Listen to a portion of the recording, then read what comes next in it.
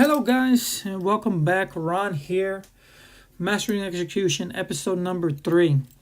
Alright, this episode I'm going to go ahead and cover October the 5th again. Just going to cover our trades on Netflix on this day. Netflix on October the 5th was able to provide us with a profit of $18.58 for the day. I think it was the second most profitable trade of the day after Amazon here. So let's take a look on how we did this today, on that day. All right, so looking at Netflix, what we did was pretty much everything again was open and closed the same day, as you can see here. So we went ahead and took our positions, and we profited 110, 753 for a total 863 on these two, and then 569 and then 424 for a total of 1858. And let's go ahead and review our entry times. So I do apologize. I did say on the last video that I didn't start trading until 10:05. So obviously I'm covering things up. I didn't see it. But let's go ahead and cover this and see what we were looking at that day and why we took these trades. So again, obviously, as I had said on the last video, we did have a bearish bias. So hence why we have puts. Okay, we bought and sold, we sold puts pretty much throughout the day on Netflix.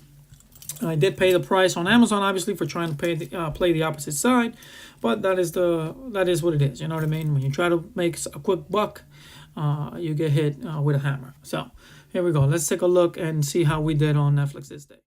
I went ahead and started building my position at around 9:39.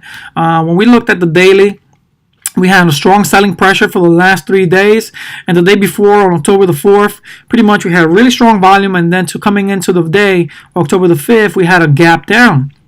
And obviously, with every gap, you have to be cautious of them closing the gap, which it pretty much did here when rallied higher, pretty much touched it, and then continued to sell off.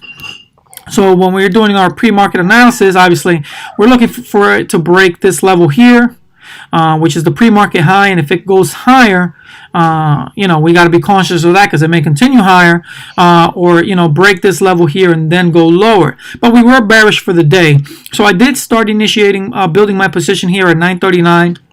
Right around the close of this 9:35 minute candle, on the 5-minute candle here, right around the close, I started building my position, and I only bought one because I was going to layer in. If it continued higher, I would have added again here, but it didn't make it that high. So I went ahead and bought a put contract here at the 362.5 strike.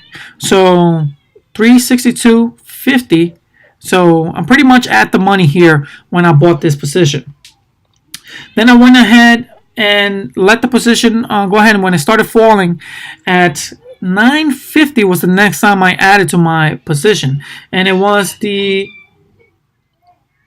357.50 strikes that I added. So right here, right in the money, and not that far in, but I went ahead and added in the money, and I let that position pretty much go. So I bought 5, and then as this pretty much started selling off heavy right here at 955 candle, 957, I went ahead pretty much at the lows, which is I'm right at this pivot. I went ahead and took half of my position off. Why? Because it's a good time to take profits right at these pivots. It's a perfect time to start taking profits. As you can see here, what happens right after it hits the pivot? It starts to consolidate. So what happened next at 10:23 when it failed to break below this pivot and it started to reverse?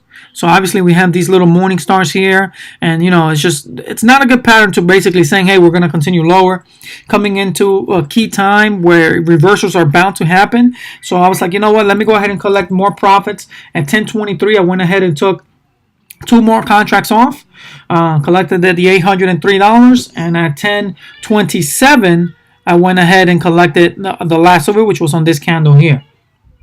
I did not get back into my Netflix puts until later in the morning at 11, once we started coming back down. So here, at 11:06, pretty much so here, once this candle closed at the pivot and this one started breaking below it,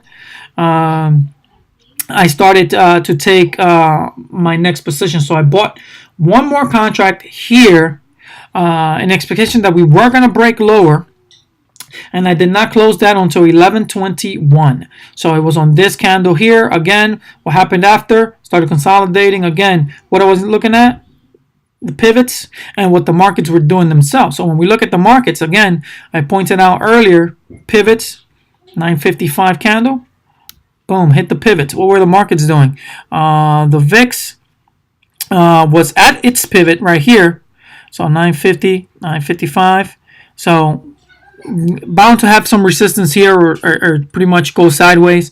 The markets themselves at 950 were all around their pivots, which again is just, even when the markets, even though I'm trading something else, when the markets are at their pivot, they're bound to move sideways for a little bit before they decide which way to go.